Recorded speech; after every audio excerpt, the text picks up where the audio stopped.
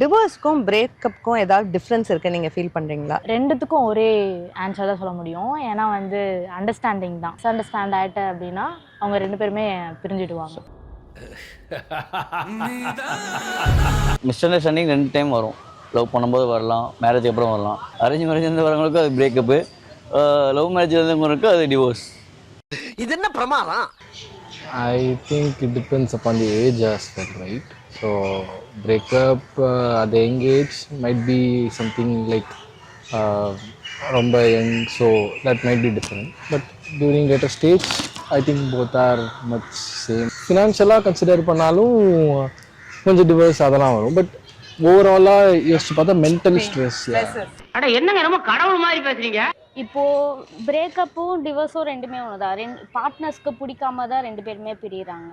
அது மேரேஜ்ன்றது பெரியவங்களால பார்த்து பண்றது. ஸோ வந்து என்னை பொறுத்த வரைக்கும் ரெண்டுமே சேம் தான். என்ன இது டிவோர்ஸ்னால் கணவரும் மனைவிக்கும் என்ன சண்டை வந்தாக்கா யாருன்னா ஒரு ஆள் ஒத்துக்க மாட்டாங்க.